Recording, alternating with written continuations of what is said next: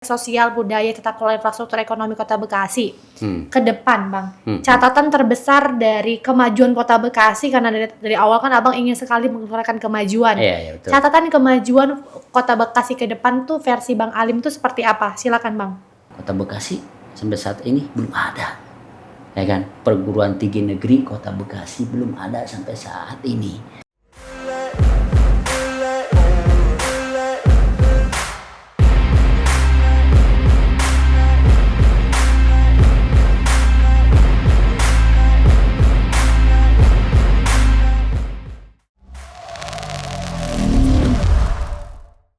Assalamualaikum ada lovers. Waalaikumsalam warahmatullahi wabarakatuh. Waduh, udah kesepil kayaknya nih ya narasumber kita hari ini, karena kedengeran suaranya siapa lagi kalau bukan Bang Alimudin. Siap, luar biasa. Apa kabar semuanya? Alhamdulillah. Alhamdulillah.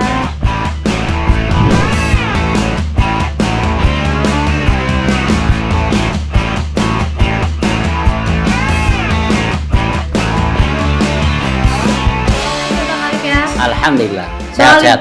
Bang Alim, tema kita luar biasa nih. Temanya menyala, Bangku. Enggak. Wis. Temanya menyala aspek sosial, budaya, tata kelola, infrastruktur ekonomi dari Kota Bekasi. Ini lanjutan part kita yang pertama. Oh, gitu. Jadi ada lovers juga nih yang belum nonton di part pertama, wajib nonton dulu di part pertama ya, karena ini sangat nyambung gitu di part yang pertama. Oke, Bang Alim, di part pertama itu pas saya nanya gini, Bang Alim apa sih harapannya terkait permasalahan Kota Bekasi di lingkungan hidup? Bang Alim bilang, ya saya sih sederhana aja, yang penting maju. Betul, gitu kan. ya. Maju itu ada 4 elemen ya, Iya. mandiri, kemudian modern, terus aman, juara sama unggul gitu kan. Saya rasa-rasanya sering dengar nih Bang tagline-nya maju, Bang. Gitu. Apakah ini mengadopsi atau memang lahir dari diri sendiri, Bang? Gitu, ya. Ya kita open aja, dan pembicaraan kita santai aja ya. Santai, Bang. Nggak usah serius-serius, nyantai aja, ya kan. Terkait dengan kalimat maju, memang kita adopsi dari program salah satu calon di pilkada ini. Ya kan, ya, luar biasa. Setelahnya saya lihat jargon maju itu sangat relevan ya. Oke. Sesuai dengan keinginan saya sebagai warga Kota Bekasi. Oke, Bang, ini ngomongin masalah pilkada, jadi saya tertarik. Ini kan kalau kita lihat Bang PKS hari ini masih malu-malu gitu loh Bang untuk mendeklarasikan calon. Oh. Ya kan? Belum mengumumkan kepada ada lovers masyarakat Kota Bekasi gitu ya. Apa bacaan dari anggota partai PKS melihat situasi pilkada hari ini? Pileg, pilpres kemarin sudah terlampaui lah ya. Hari ini PKS terbesar lah ya di Kota Bekasi lah ya. Ada lagi pesta demokrasi yang insya Allah pelaksanaannya itu di bulan November 2024. Tanggal Tinggal beberapa bulan lagi ya. Betul. 27 November. Nah, terkait dengan persiapan untuk pilkada ini dari berbagai masyarakat, terutama partai politik, sudah mempersiapkan calon-calon terbaiknya ya, calon-calon terbaik.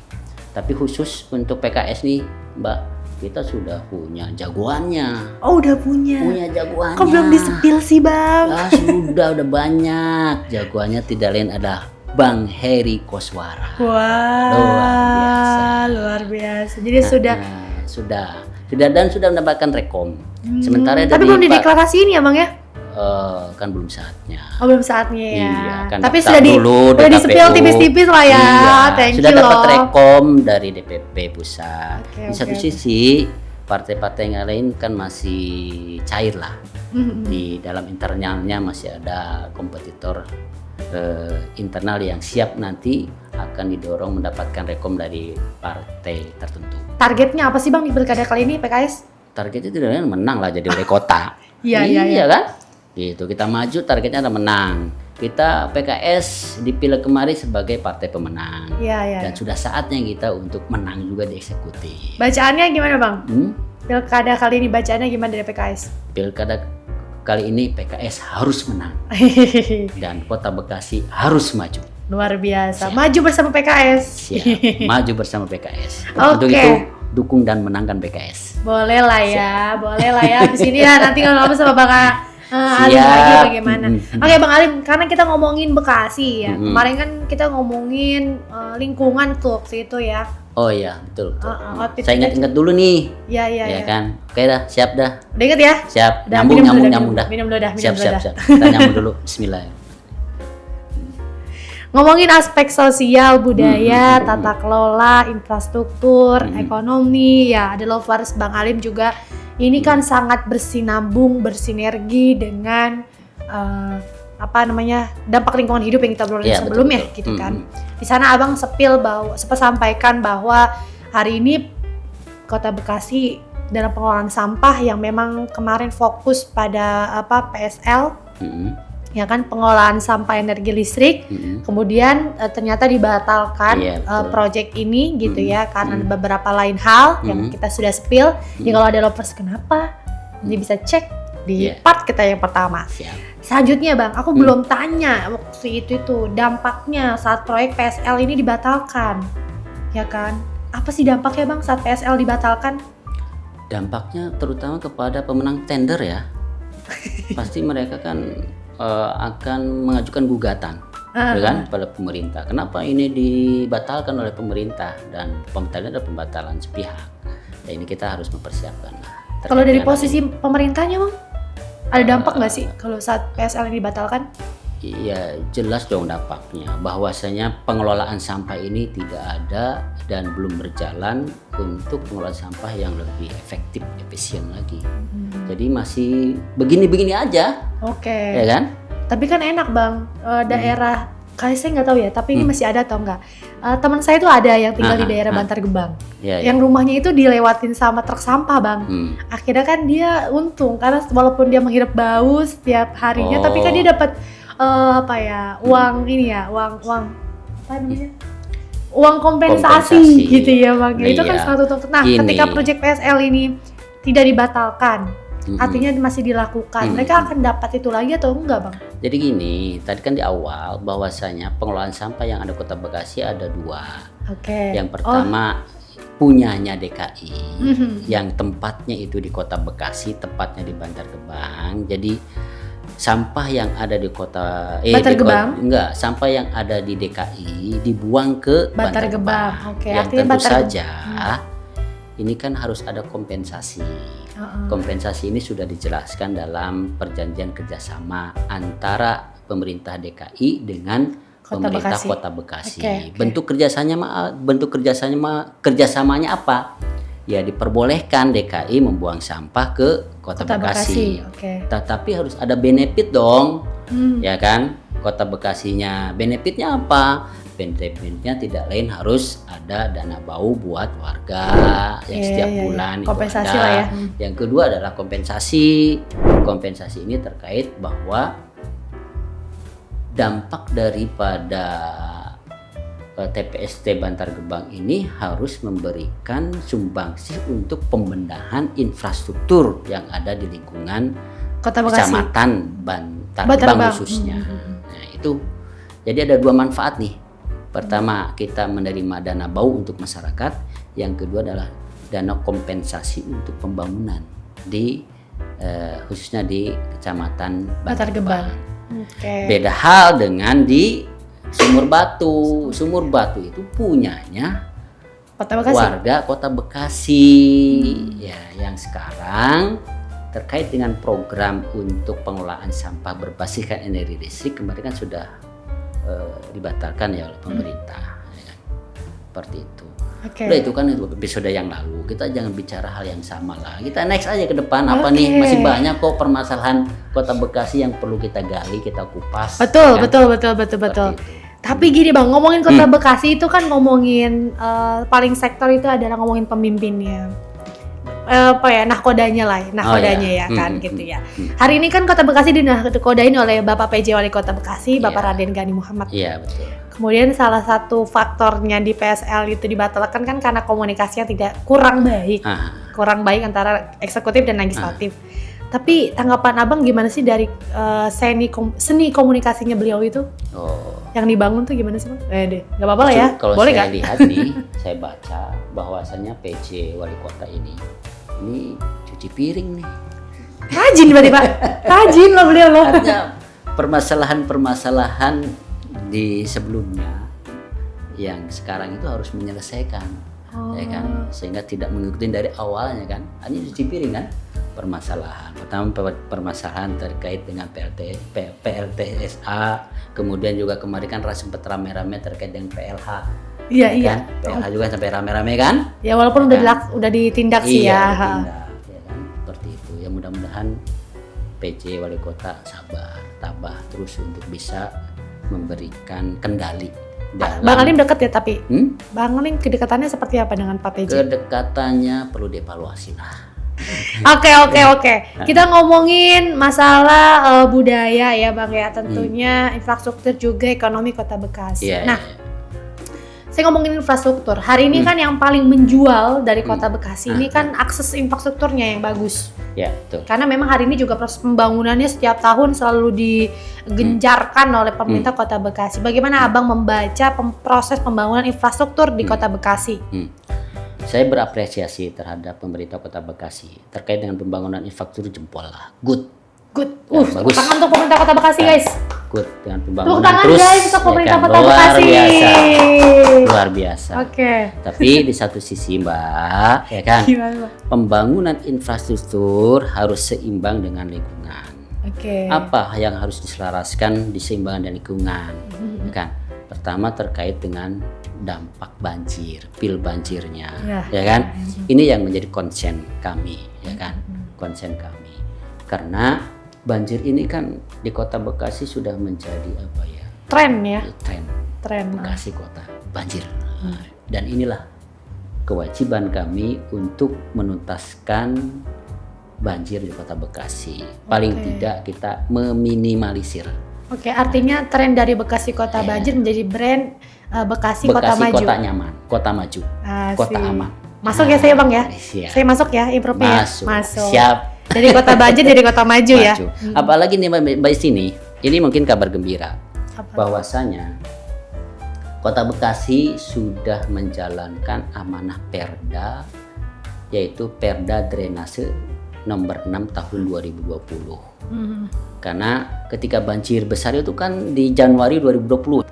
Setelahnya 3 hari setelah banjir, kami Komisi 2 melakukan identifikasi permasalahan dan solusi. Akhirnya dari identifikasi permasalahan solusi kita menghadap kepada BBWSCC yang menjadi pertanggungjawaban terkait dengan kali yang melintas di Kota Bekasi, ya kan. Salah satu yang perlu kita benahi adalah Kota Bekasi ini belum ada penataan terkait dengan drainase saluran air yang tidak terintegrasi, yang tidak holistik menyeluruh. Sehingga kami membuat Raperda pada saat itu. Di tahun 2020. Bahkan sudah diparipurnakan. Artinya berarti sekarang sudah dilaksanakan.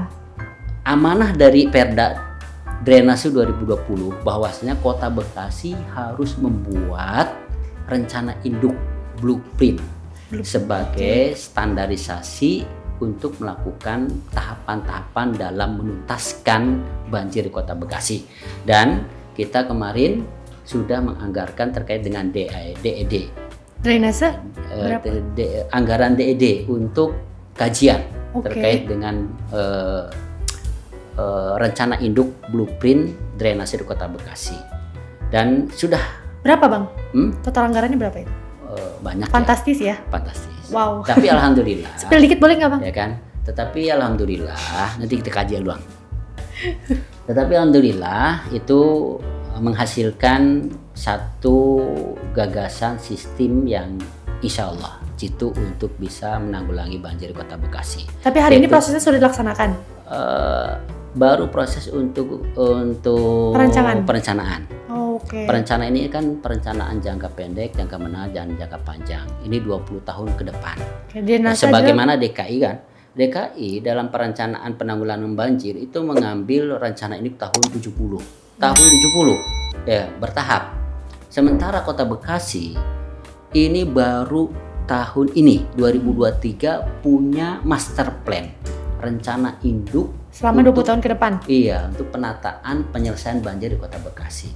Tapi ini sebagai kabar gembira bahwasanya kami sebagai anggota Dewan ini sudah mendorong kepada pemerintah Kota Bekasi harus serius dalam menuntaskan banjir di Kota Bekasi. Buktinya dengan apa? Buktinya dengan ada regulasi sebagai payung hukum pemerintah untuk melaksanakan upaya. Yang keduanya sudah ada bukti konkret tentang adanya master plan rencana induk drainase Kota Bekasi. Luar biasa. Keren sih, keren memang ya. Artinya memang percepatan pembangunan infrastruktur ya memang satu sisi menopang peningkatan ekonomi, tapi satu sisi juga perlu diperhatikan dampak lingkungannya ya Bang ya. Iya betul. Dan dalam memperhatikan dampak lingkungannya, kira-kira pemerintah Kota Bekasi sudah mendorong regulasi yang cukup untuk proses penanggulangan 20 tahun ke depan, kira-kira gitu ya Bang ya. Oke, ini perlu dikawal juga sebetulnya sama teman-teman lovers, kaum milenial, masyarakat harus Kota dikawal Bekasi. semuanya. Iya, dikawal benar. semuanya, ya kan? Oke. Nah, kira-kira Bang, ada nggak sih dampak ya dari pembangunan ekonomi karena selain infrastruktur yang tadi kita bahas gitu Kota Bekasi di tahun-tahun hari ini menjelang kemarin kita sudah melaksanakan Pilpres yang akan datang kita akan mengadakan Pilkada. Ada nggak sih dampak ekonomi yang akan terpengaruh? Dampak ekonominya sudah jelas ada dong, ya kan? Apalagi paling sederhana tuh apa Bang? Yang paling sederhana dan paling berdampak? Dampak kepada ekonomi pertama ya susahnya lapangan pekerjaan, banyak yang di PHK, ya kan? Kemudian juga apalagi dengan menjelang pilkada itu? Menjelang saat-saat inilah ya. Dan kalau kita lihat dari para pengamat politik ya, berjalannya Pileg dan Pilpres kemarin itu adalah perjalanan demokrasi yang sangat buruk. Ya kan, yang sangat buruk. Apa yang menjadi penilainya? Yaitu tadi dengan adanya sirop. Apa sih sirop? Serangan rupiah. Oh bukan. Serangan rupiah ya. Serangan rupiah. Iya. Ya kan? Nah, ini tidak memberikan satu pembelajaran politik yang demokratis di Kota Bekasi. Ini PR buat kita semuanya. Ya. Sehingga diharapkan ke depannya kita tegakkan demokrasi yang baik di negara kita, ya kan? Jangan sampai dirusak dari hal-hal seperti itu. Akhirnya apa? Akhirnya muncullah masyarakat yang pragmatis, ya kan? Muncullah masyarakat yang memiliki pemikiran yang sesaat. Dia tidak memikirkan jangka panjang bahwa sosok pemimpin adalah sosok pengendali yang bisa untuk memajukan atau mundurnya itu tergantung daripada pilihan masyarakat. Ini perlu dulu untuk dievaluasi. Ya lagi-lagi ini juga ada kaitannya bagaimana nanti Kota Bekasi dinahkodai ke depan ya Bang. Iya betul. Kira-kira akan membawa maju ke depan atau mundur ke depan gitu ya? Masih masuk? Oke. Ini Bang. Kita dari ngomongin ekonomi, ada dampak deflasi ekonomi Kota Bekasi itu tercatat pada Mei 2024 kemarin dibandingkan 2023 tercatat 3,21%. Sedangkan inflasi tahun 2024 itu 1,51%. Artinya ini kan mendapat kemunduran secara dampak inflasi di Kota Bekasi ya. Bacaan Abang gimana Bang melihat kemunduran tren inflasi ini yang ada di Kota Bekasi? Ini kan kalau lihat itu ada grace ratio ya. Grace ratio itu apa? Bisa dilihat daripada pertama daya beli masyarakat, ya kan? Berarti udah modern ya Bang ya? Kalau melihat data kemarin, Kota Bekasi itu mengalami kemunduran. Iya. Karena grace rasionya itu sampai 0,64 ya kalau nggak salah ya. 1,51. 1,51 ya. Seharusnya lebih rendah. Nah, seharusnya lebih rendah, ya kan? Oke. Ya, rasionya dari mana? Rasionya daripada daya beli, yang kedua dari penghasilan. Nah, ya kan? Pengangguran yang ada. Bahkan kalau kita lihat dari angka kemiskinan, Mbak, halo. Ya kan? Hai. Dari angka kemiskinan, Kota Bekasi ini semakin meningkat. Nah, ini PR. Tentu yang diharapkan adalah nanti siapa yang menjadi wali kota ke depan harus bisa menyelesaikan permasalahan ini. Oke. Berarti belum masuk kategori Kota Bekasi sudah maju sih Bang kalau kayak gitu ya Bang? Kita harus maju ke depannya. itu kan maju atau tidak tergantung daripada sosok pemimpin. Waduh. Ya kan? Kita Itu mau kan? pilkada lagi aja nih guys. Iya, harus lagi sosok pemimpin. Nah, gitu ya. Oke. Nah, sama-sama ada lovers karena ini sebetulnya kita menarik Yang banget kedua ya. gini, terkait dengan perekonomian, ini dinas terkait, terutama Disnaker ya, Dinas Ketenagakerjaan. Iya. Ini program dan kegiatannya harus lebih optimal lagi untuk memberikan Sesuai dengan target ya. Ya kan, perbanyak kegiatan untuk BLK, Balai Latihan Kerja untuk masyarakat, ya kan? Karena itulah sebagai wadah untuk mempersiapkan warga Kota Bekasi siap terjun kepada dunia kerja, ya kan? BLK ini. Nah, di satu sisi Undang-Undang Cipta Kerja kan, ini kami pun di Kota Bekasi sudah ada perda tentang penyelenggaraan ketenagakerjaan, di mana perlindungan kepada warga pekerja sudah ada, ya kan. Bahkan dalam Undang-Undang Ketenagakerjaan ini ada satu pasal yang menyebutkan bahwasannya setiap lowongan kerja atau pekerja kerja itu hak menjadi warga setempat.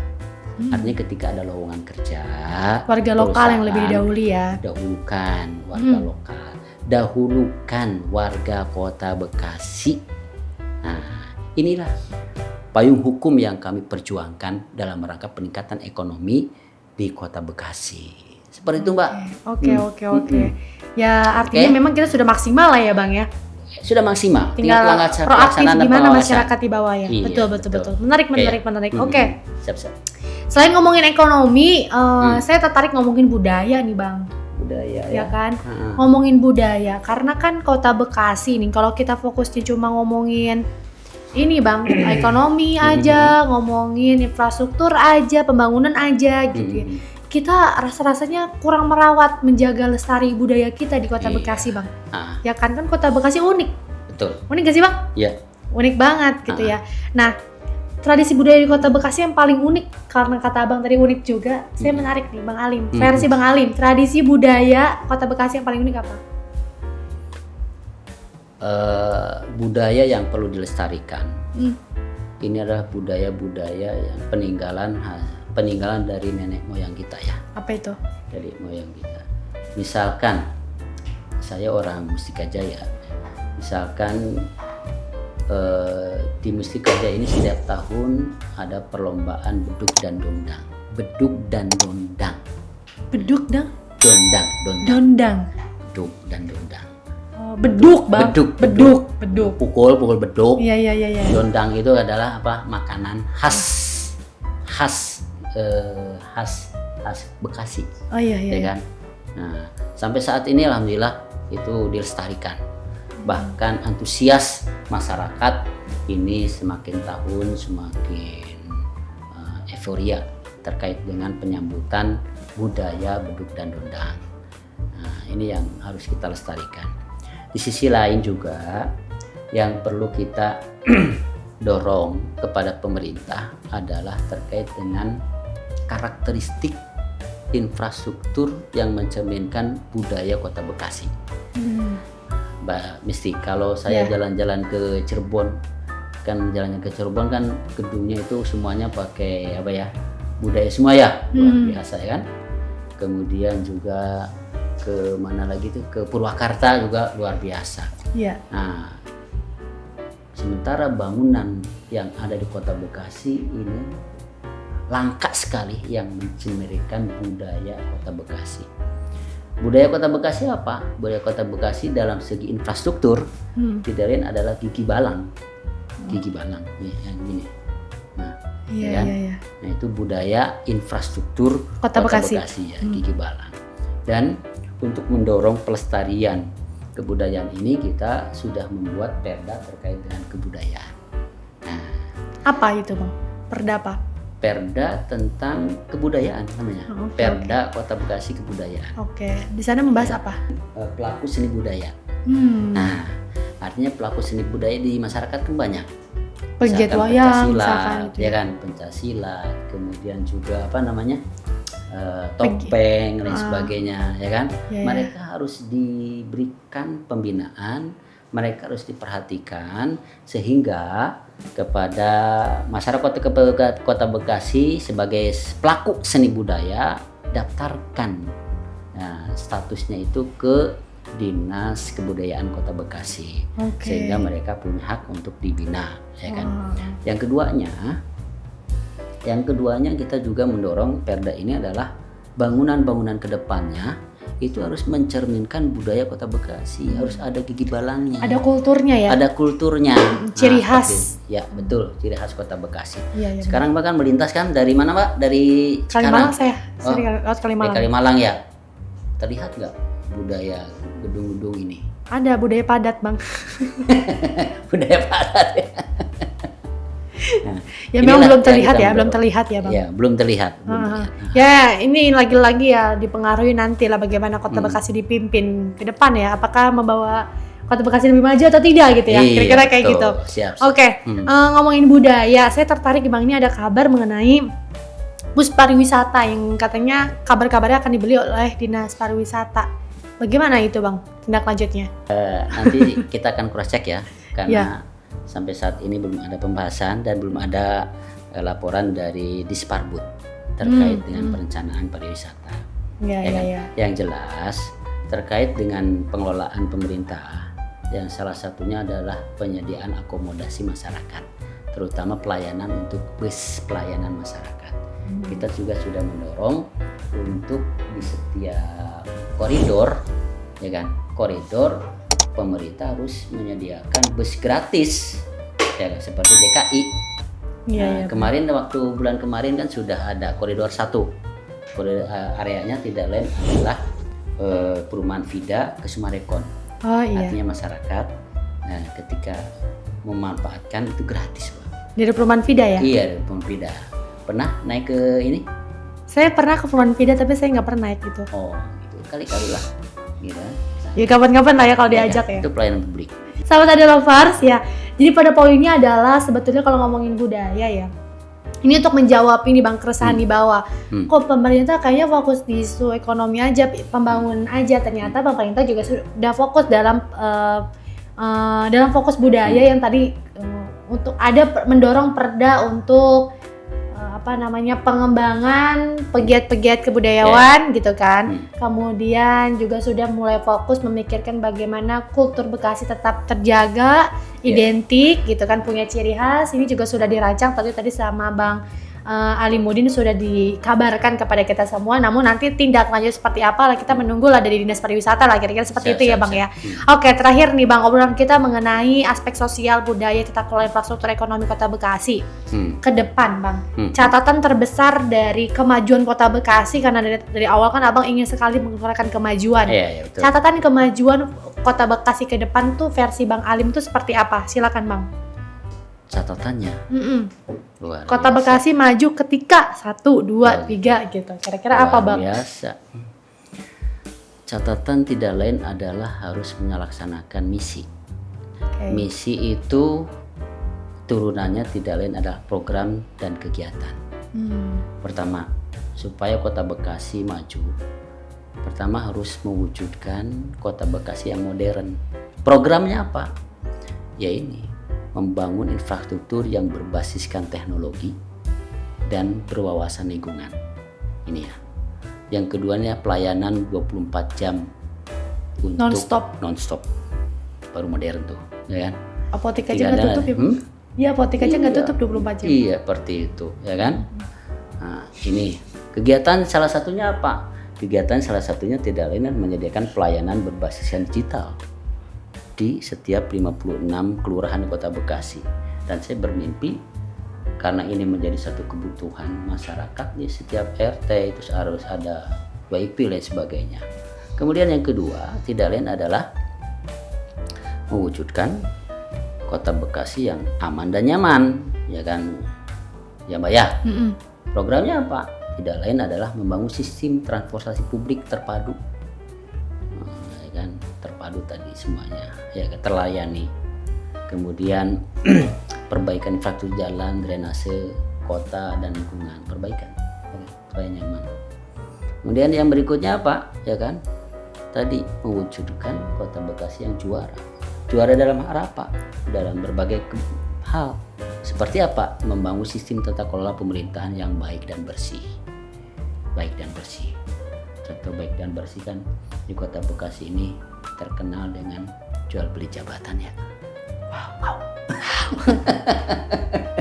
Ya kira-kira Rotasi menghilangkan itulah ya. Iya kan, jual beli jabatan, rotasi dan sebagainya. Sehingga kan kedepannya harus ada pemimpin yang bisa menghapus.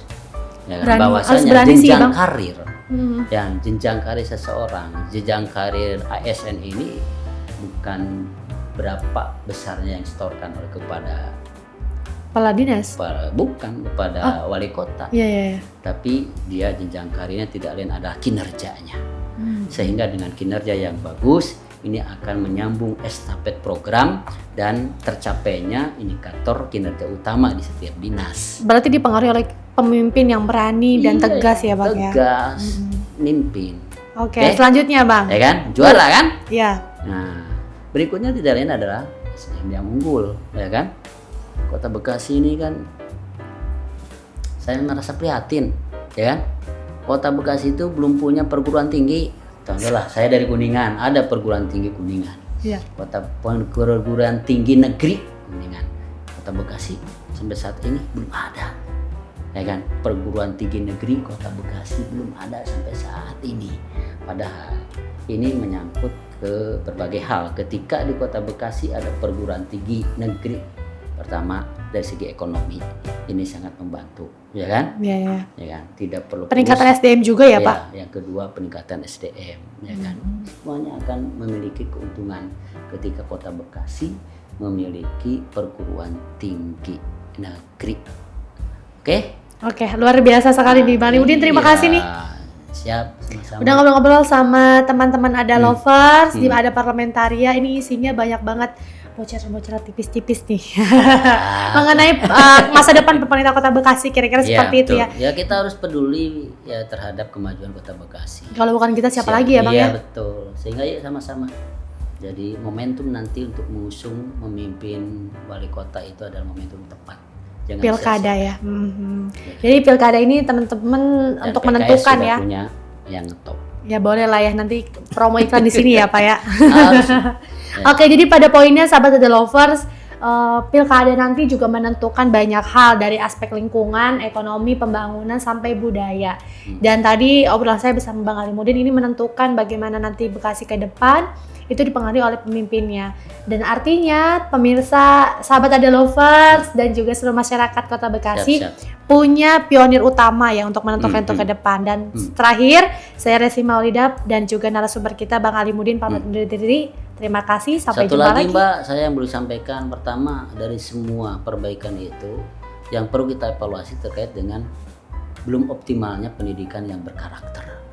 Oh iya, masuknya tadi di unggul ya. Ya, di unggul. Ini perlu yang berkarakter, yang memiliki tingkat kecerdasan. Kecerdasan kan ada 4. Kecerdasan spiritual, intelektual, kecerdasan sosial, kemudian satu lagi kecerdasan emosional. Sehingga ini memerlukan satu daya dorong yang kuat. Pemerintah harus menghadirkan pendidikan yang berkarakter. Oke, setuju? Luar biasa. Masuk dalam komponen perguruan tinggi negeri ya tadi. Oke, luar biasa Bang Alim, terima kasih ya. Oke, pemirsa Ada Lovers, terima kasih. Sampai jumpa lagi. Saya Resi Maulida dan narasumber kita Bang Alimudin, Sekretaris Komisi 2 DPRD Kota Bekasi. Pamit undur diri, terima kasih. Sampai jumpa di program Ada Lovers selanjutnya. Terima kasih banyak kepada tim Ada Parlamentaria. Tentu program Petkos ini tidak lain adalah pertama untuk menggali potensi sebagai anggota dewan, bahwa kinerja anggota dewan harus selalu meningkat dan bisa memberikan manfaat. Yang kedua adalah tidak lain adalah memberikan wawasan kepada masyarakat, ya kan? Bagaimana program-program yang dilakukan oleh anggota dewan, ya. Sehingga program Petkos ini memberikan bentuk pembelajaran kepada semuanya, terutama kepada kami yang diberikan amanah oleh masyarakat, ya. Oleh masyarakat. Dan amanah ini harus kita kerjakan. Saya yakin anggota dewan yang lain pun ketika diberikan ruang untuk bisa mengeksplor kinerjanya, menggali potensinya, saya yakin semuanya punya potensi skill di bidang masing-masing.